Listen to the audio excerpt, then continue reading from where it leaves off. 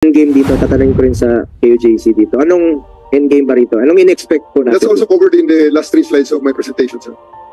That will be covered. The endgame, sir, is really... You can address the question directly. Yes, we don't have to wait for your presentation.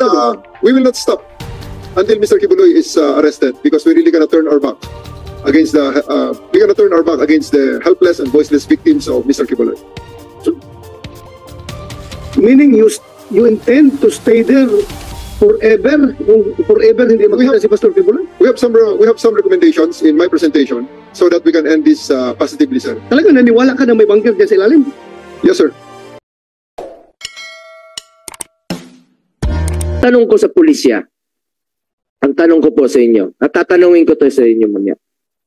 At ano ba ang magiging endgame dito? Hanggang kailan tatagal ang sitwasyong ito?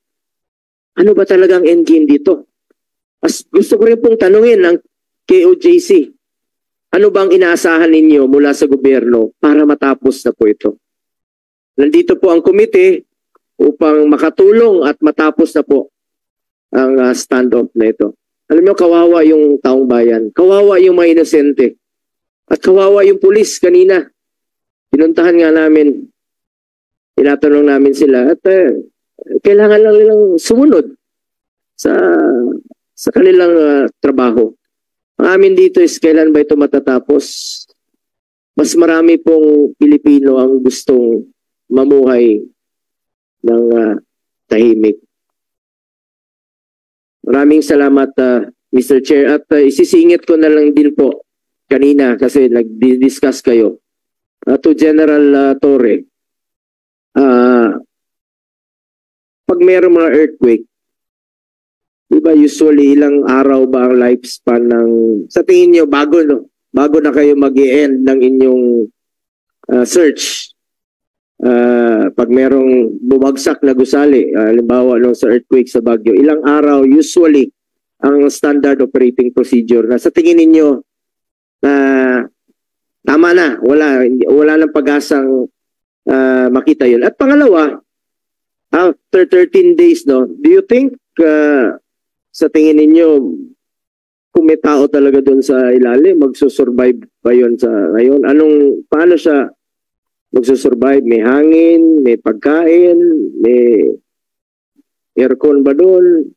Sa tingin ninyo, ano pang pwedeng madidiscover ninyo doon sa ilalim? Kung meron talaga kayong hinahanap doon sa ilalim after 13 days po.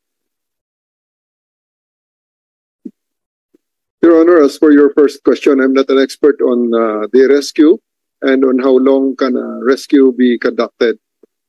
However, on the second issue, whether a person can survive in bunker for so long, what we are looking here, sir, is the end of the world type bunker or Mageddon type bunker that can support life for extended periods of time. So there's really no assurance, there's really no estimates on how long they can survive in here, because we believe that they can survive for not only 13 days, but more than or extended periods of time, because we're not looking here, sir, at an ordinary makeshift bunker. This is something that is built by somebody who has 2 airplanes and 2 helicopters in his hangar.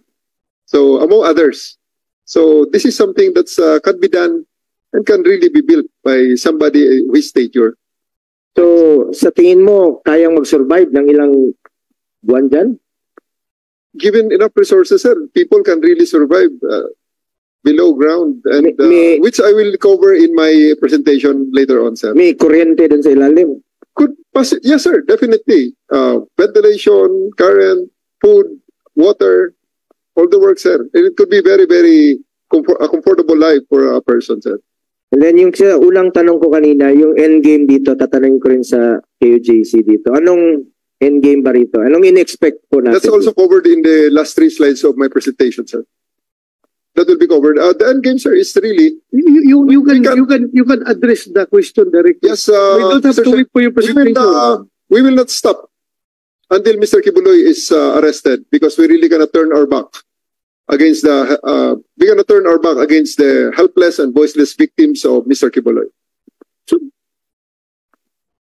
meaning you intend to stay there forever? Kung forever hindi makita si Pastor Kibuloy? We have some recommendations in my presentation so that we can end this positively, sir. Because as we Remember that compound is not only being used by Pastor Kibuloy. If you believe he is still there, may mga estudyante dyan nag-aaral na hindi na nakapag-aral. May mga nakatira dyan na hindi na nakatira, pinalabas ninyo doon sa kanilang tinirahan. Sir. Merong nag-worship dyan na hindi na nakapag-worship dahil nga sa presensya ninyo. So, you mean to say you are willing to sacrifice all these rights, all these human rights of these people because of your firm belief that Pastor Apollo Kibuloy is still there inside that bunker? Talaga naniwala ka na may bunker dyan sa ilalim? Yes, sir. Sir, if I may, sir. Yeah. We are this tenacious in serving these warrants because there are multiple warrants for this person. One of the warrants came out on August 8, 2024. Okay, to discuss those warrants, alam na natin yung lahat. It is available in open source. But this is quite something. Ako mismo, I am appealing to Pastor Kibuloy if kung pwede sana, kung gusto lang niya, I have been a law enforcer before I become a lawmaker. So obviously, my bias is on the side of the law. Since he's facing a warrant of arrest, I am encouraging him kung pwedeng isubmit niya sarili niya sa korte. Pero, again, nasa kanya yung decision na yan. He has all his personal reasons kung bakit ayaw niya mag-surrender. Alam ko yan. Pero, talaga bang desidido kayo na uubusin yung mga araw para lang makita siya dyan kahit na wala na kayo makita? Please allow us, sir, to... Magpagkantay dito. Magpagkantay. For a comprehensive answer, sir, please allow us to present our side in the presentation. Sir. We will answer all of okay, them. Okay. Senator Bongo, tanong ko kanina. Sinagot niya ano yung sensya na kayo ha. Na-miss ko lang yung saging dito. Tugba ng saging count ha. Anong in-expect niyo pong endgame rin dito? Dahil as a Dabawenyo rin, gusto rin namin ng tahimik na buhay. Ang hirap. Airport, yan talagang isa sa unang daanan talaga ng mga bisita rin. Hindi lang taga Davao ang dumadaan dito sa Davao eh. Mga taga Cotabato, Region 12, dito yan sumasakay. From Region 10, from Caraga. Dumadaan talaga yan ng Davao. Naging sentro na po ang Davao City ng Mindanao. So ano pong endgame na ina-expect nyo rito? Since narito yung komite, para sana matapos na po itong kaguluhang ito. Sir, if I may, we follow the law, sir.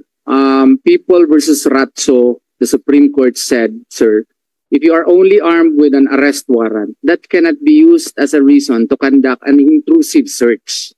If there is a search that has to be conducted in cases of arrest warrants, the law requires that there must be a lawful arrest yet, no? And this lawful arrest must precede the search. The process cannot be reversed. What we are seeing here is a classic example of police officers guided by a general, Your Honor, who is conducting an intrusive search without a search warrant. And they are using a single warrant of arrest, or maybe he has many warrants of arrest, which he failed to show us, as a legal license to convert a property owned by a third persons, no? Not even one of the accused. Can we use this arrest warrant to conduct omnibus search, intrusive search, violate the freedom of worship, which is one of the preferred rights under the 1987 Constitution. Philippine Blooming Mills, we teach that to our students.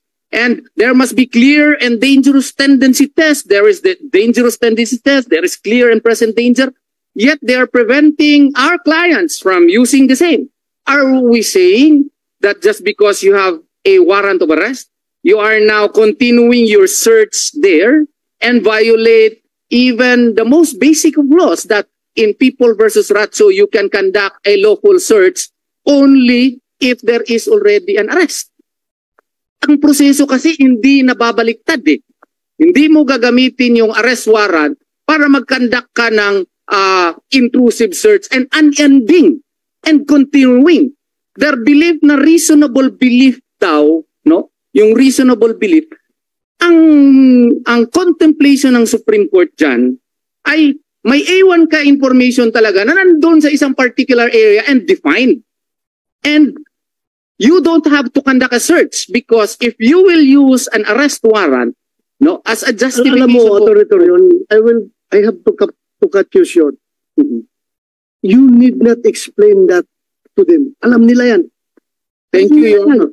Alam nila yan.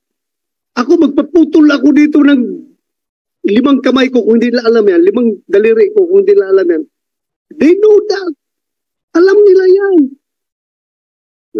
Search incidental to a lawful arrest. Alam mo yan. Kailang basic, advanced, OSIC, lahat yan pinag-usapan palagi yan. But I don't know. Why? Why? Please continue the endgame. Your Honor, Endgame nyo, anong in-expect nyo rito? as an executive minister of the Kingdom of Jesus Christ, our rights are being violated. The missionary workers are suffering too much. Isipin niyo saan ka makakakita na ura-urada, isi-search nila yung mga tirahan ng mga missionary workers, particularly sa mga babae. Kahit anong oras, kahit madaling araw, may naliligo, may natutulog. We suffer that too much, Your Honor. Hindi na kami makapagsamba. I even talked to Mr. Torre together with our lawyer. Nakiusap ako, saan ka makakakita na ang may-ari ng property nakikiusap sa mga intruder? I asked him, please allow us to use the cathedral even for tomorrow, because tomorrow is our anniversary celebration. It's very important for all of us. Many kingdom leaders lumipad para dito. And then, and Your Honor, General Torre. Marcelo, na ba tayo ngayon dito? Sir, I think we have finished the discussion on that matter amicably, and they have agreed that they will do their celebration in the plaza, because actually, sir, they cannot fit everybody in the cathedral. There was, with the president, vice president in attendance, there was more than they're claiming to be expecting more than 3,000 people. So that's but an academic point, sir. The real intention, the first and foremost real intention for their September 1 celebration is really outdoors in the plaza, in front of the big LED walls. Right. We're delivering the point, sir. Your Honor, ang tanong dito, kami kasi yung may-ari. Bakit ngayon kami na ang magpapaalam at magmapakaawa na gagamitin yung worship namin? Bahay namin yon. Private property po yun. Ang problema, nagpapaalam na kami sa pulis. Ano ba talaga? Ito yung tanong niya, totoo na ba? May martial law na ba talaga tayo ngayon, Your Honor? and the worst thing, Your Honor, kahit na yung podium namin, pulpit, hindi nila inalaw na ilabas. Your Honor, kasi wala na kami magawa, so napilitan kami kalabas. Huwag siyang magrason-rason na marami kami. Marami talaga kami. Eto pa, kinabukasan, Eh kasi nung anniversary namin, nandun si VP Sara. Kasama namin. All of a sudden, so early in the morning, naka-on na naman yung kanyang LRAD. Galit na galit. Hindi namin alam ano na naman. Nabulabog na naman yung compound. Ganun na lang. Kung tinatanong niyo po ano ang endgame na in-expect namin ngayon, tigilan nila, lumaya sila sa bahay namin. Kahit sino, bahay nyo, lahat ng mga armadong pulisya nakatira, umiihi doon, dumudami doon, natutulog. Sino ba naman we cannot last that long. Nagpapasalamat lang kami. Naturuan kami ng aming mahal na pastor. Palagi kami ang nagpapasensya